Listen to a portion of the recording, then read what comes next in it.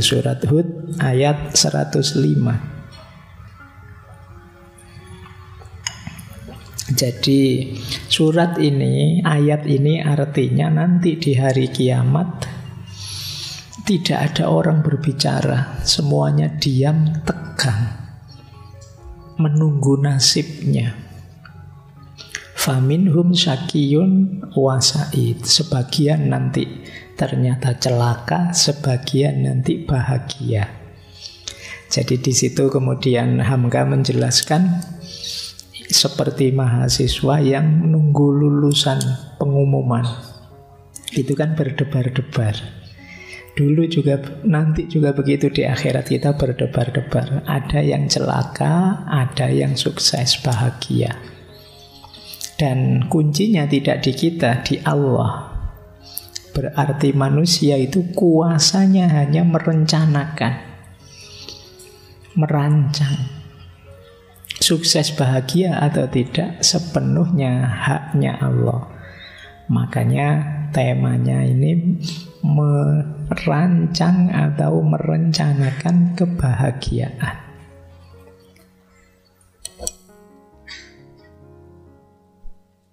Oke, baik. Kita mulai. Nanti kalau teman-teman baca kitabnya Hamka, bukunya Hamka, baik yang tasawuf modern atau kitab-kitab yang lain, akan dapat banyak informasi karena beliau juga bacaannya banyak. Jadi malam hari ini kita akan ketemu tokoh-tokoh, mungkin beberapa yang sudah kita bahas. Kita lihat ya beberapa tokoh yang diulas oleh beliau sebelum nanti mengajukan pandangan beliau sendiri. Misalnya, beliau menjelajahi gagasan para filosof Yunani. Dari para filosof Yunani ini beliau melihat ada dua kecenderungan. Yang pertama gaya Plato dan Pythagoras yang cenderung idealistik. Yang kedua gaya Aristoteles yang cenderung realistik. Ini dua gaya. Kalau Plato, Pythagoras, bahagia itu akhlak, kebijaksanaan, menaklukkan nafsu dan lain sebagainya. Kita sering mendengar itu. Kalau ingin bahagia ya menaklukkan diri, tidak dipenjara oleh materi dan lain sebagainya. Sementara kalau di Aristoteles bahagia itu ya sehat, kekayaannya cukup, terhormat, cita-citanya tercapai, hidup dalam kebenaran dan lain sebagainya. Aristoteles realistis, kalau Plato dan kawan-kawan idealistik. Maka oleh Hamka dikritik, ya berarti kontradiksi dong. Yang benar terus yang mana? Ada orang yang gayanya seperti Plato saat mengejar kebahagiaan. Bahagia itu ya rohani saja. Jasmani harus dikalahkan. Nah, teman-teman mungkin sering dengar logika tirakat. Jadi mengejar kebahagiaan rohani dengan cara mengorbankan kenyamanan jasmaninya. Dalam dunia mistik, dunia tasawuf tertentu, kita ketemu banyak pandangan yang seperti ini. Sementara kebalikannya, kalau di Aristoteles ya bahagia itu diawali dari badan, dari jasmani. Jasmani beres, baru rohani bisa tenang, nyaman. Nah, ini menarik, dua hal yang kontradiksi. Menurut Hamka ini harus dicari jalan keluarnya. Tapi ya sampai di sini dulu, nanti beliau punya gagasan banyak. Meskipun nanti bagiannya Plato sedikit diambil, bagiannya Aristoteles sedikit diambil. Itulah mengapa tadi saya bilang ya teman-teman boleh kok setelah menjelajahi banyak gagasan itu milih sendiri versi kita. Mungkin nyemil dari sana apa, dari sini apa yang cocok, relevan dengan hidup kita. Jadi ini kritiknya pada para filosof Yunani. Oke ya, ini dari Yunani. Sekarang dari Barat. Dari Barat, Hamka melihat ada dua aliran. Ada aliran materialis, ada aliran non-materialis. Materialis berarti serba materi. Jadi menurut Hamka, Hamka itu kan teman-teman semoga tidak lupa ya, itu sudah panggilan kehormatan karena itu singkatan dari Haji Abdul Malik Karim Amrullah. Jadi jangan ditambahi, wah menurut Haji Hamka itu sudah ada hajinya, hanya itu. Jadi jangan nanti double. Nah, aliran modern, beliau melihat tokoh misalnya Henrik Ibsen atau Thomas Hardy, yang mereka melihat ya bahagia itu ukurannya materi, kepuasan individu. Ini semacam menertawakan orang-orang yang bikin konsep rumit-rumit tentang kebahagiaan. Hamka di situ mengutip kalimatnya Ibsen. Ibsen bilang begini dalam kutipannya Hamka, mencari bahagia itu hanya menghabiskan umur saja. Ngapain sih capek-capek mencari bahagia? Kenapa disebut menghabiskan umur? Karena jalan untuk menempuhnya itu sangat tertutup. Setiap usaha yang melangkah ke sana senantiasa dihantam mundur. Karena mula-mula manusia menyangka perjalanan menuju bahagia itu dekat. Padahal ia telah berjalan menuju jurang yang sangat dalam.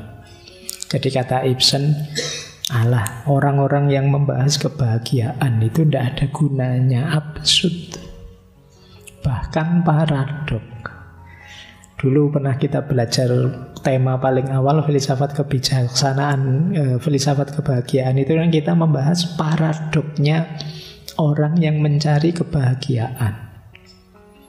Ketika orang mencari kebahagiaan berarti saat itu dia tidak bahagia. Buktinya dicari.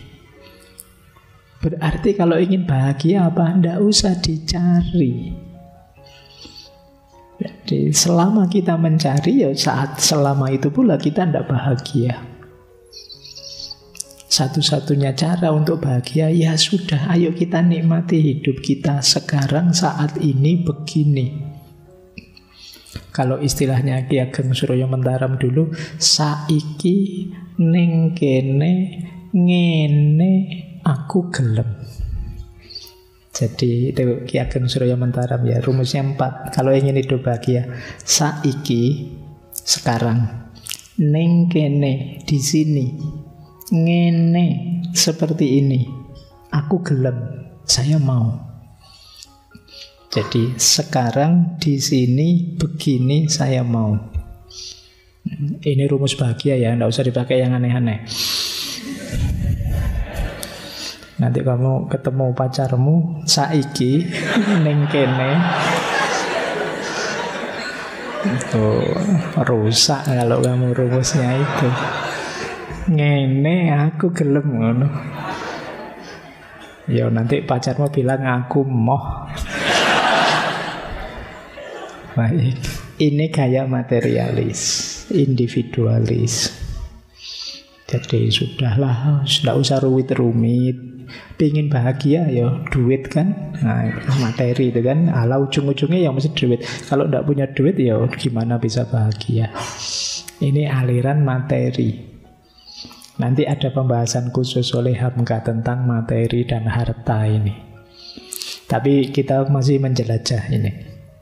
Terus ada aliran non-materi. Kalau aliran non-materi, non-individu, beliau mengutip misalnya Tolstoy, Bertrand Russell yang kemarin kita bahas, termasuk George Bernard Shaw. Nah, cuma non-materinya bukan berarti spiritual. Non-materinya orang itu bahagia kalau bisa berbagi dengan sesamanya. Jadi orang itu bisa bahagia kalau dia bisa berkontribusi untuk yang lain. Itulah kebahagiaan yang sejati. Kalau tadi yang aliran materi kan individualistik. Aku yang gembira, aku yang senang. Tapi kalau aliran non-materi ini, aku yang berguna. Aku yang berkontribusi. Ya nanti oleh Hamka semuanya dirangkum. Bukan berarti salah sih. Orang ingin membahagiakan dirinya, ya benar juga orang bahagia saat berbagi pada yang lain.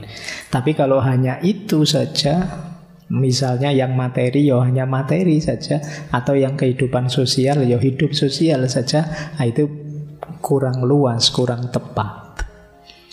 Jadi tadi Plato ada benarnya, Aristoteles ada benarnya, Ibsen dan kawan-kawan ada benarnya, Tolstoy dan kawan-kawan juga ada benarnya. Cuma kalau dipotong-potong jadinya, kalau bahasa filsafat, reduktif.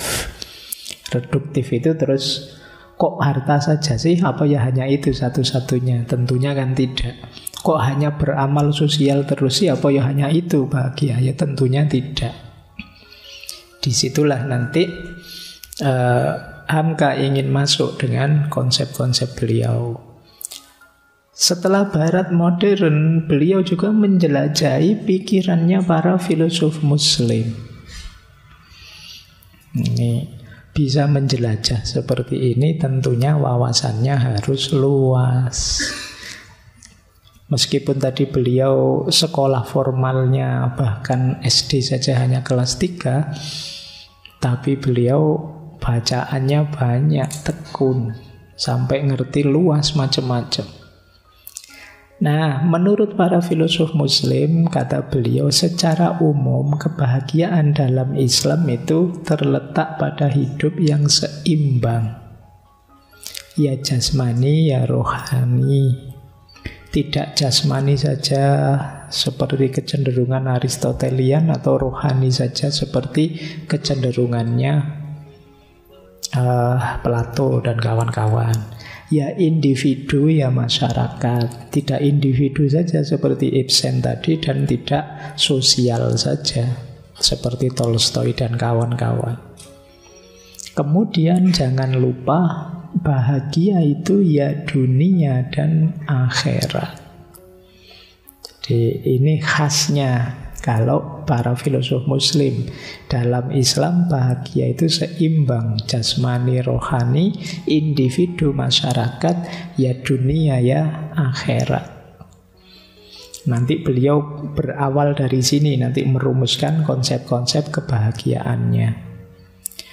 Kemudian beliau mengutip juga Ibnu Khaldun. Ibnu Khaldun itu mendefinisikan bahagia itu adalah ketika seseorang tunduk patuh mengikuti garis-garis yang ditentukan oleh Allah dan peri kemanusiaan. Ini kalau pakai bahasa buku itu, bahagia itu menjadi hamba yang baik dan menjadi manusia yang baik. Ini istilah dari Ibnu Khaldun. Nanti ada istilah dari Abu Bakar Ar-Razi yang bulan lalu kita bahas, filosof Muslim. Kalau menurut Syekh Abu Bakar Ar-Razi, bahagia itu seperti seorang tabib yang mampu menyembuhkan tapi tidak pakai obat, hanya dengan cara mengatur makanan saja. Ini mungkin secara luas maksudnya orang itu bahagia kalau hidup natural, seimbang. Kenapa tidak butuh obat? Ya karena hidupnya sudah pas. Obat itu kan semacam mengembalikan keseimbangan yang kita kacaukan. Maka orang bahagia itu orang yang hidupnya tertib, rapi, sehingga dia sehat jasmani, rohaninya. Dia tahu kapan maju, kapan mundur, sehingga pas. Kapan waktunya makan, kapan waktunya puasa. Apa yang sebaiknya dimakan, apa yang jangan dimakan. Ini orang ini nanti akan bahagia. Nih, kalau ingin bahagia, ini rumus-rumus ini silahkan teman-teman jalani. Begitu hidup kita tidak seimbang sedikit, ya nanti akan ada efek titik di mana kita tidak bahagia. Jadi ini pandangan para filosof Muslim yang nanti banyak dikutip oleh Hamka dari filosof Muslim adalah Imam Ghazali dengan Kimyaus Sa'adahnya. Ini dulu pernah kita bahas satu sesi kitab ini. Kitabnya tipis, tapi disukai orang. Karena konsep kebahagiaan yang ditawarkan oleh Imam Ghazali, sifatnya tadi lahir batin dunia akhirat. Nah, kalau menurut Imam Ghazali, puncaknya kebahagiaan adalah makrifat. Nah, ini mirip dengan kemarin ya, Thomas Aquinas. Dan memang salah satu tokoh yang beberapa kali dikutip oleh Syekh Thomas Aquinas. Iya, biasa nambahi Syekh itu Thomas Aquinas, ada Syekhnya akhirnya. Jadi oleh Thomas Aquinas adalah Imam Ghazali. Banyak sekali dikutip konsep kebahagiaannya karena memang mirip. Kemarin kan di Thomas Aquinas puncaknya kebahagiaan itu kan beatific vision. Jadi visi keindahan, visi ilahiyah. Ya kalau dalam bahasa Arab itu ma'rifat. Saya tidak mengulang penjelasannya, boleh dicek ngaji minggu lalu atau ngaji dulu waktu kita membahas kimia usa'adah. Tapi memang makrifat itu sangat membahagiakan. Kalau kita nyampe ke sana, kita belum merasakan itu, makanya rasanya masih berjarak. Mungkin masih kalah menarik dibandingkan uang banyak, dibandingkan mobil mewah, dibandingkan kuliah sukses, karir lancar, dan lain sebagainya. Mau ndak kamu dianugerahi rumah mewah? Mau, siap. Antara rumah mewah atau makrifat, kamu milih mana? Kalian tetap akan milih rumah mewah hari ini, karena kamu belum bisa membayangkan seperti apa nikmatnya makrifat. Jadi ada banyak kenikmatan yang harus ngalami langsung. Kalau hanya diceritain tidak bisa, dibayangkan juga tidak bisa. Antara lain makrifat ini. Jadi maka ya saya tidak banyak-banyak menjelaskan lah. Dulu pernah ada beberapa sesi tentang peak experience, pengalaman puncak. Nanti boleh dicari lagi. Di antara jenis peak experience, pengalaman puncak dalam agama adalah ma'rifatullah. Jadi bahkan nanti di surga, kenikmatan yang paling ditunggu-tunggu adalah bertemu Allah, melihat Allah. Itu inisial dari ma'rifatullah.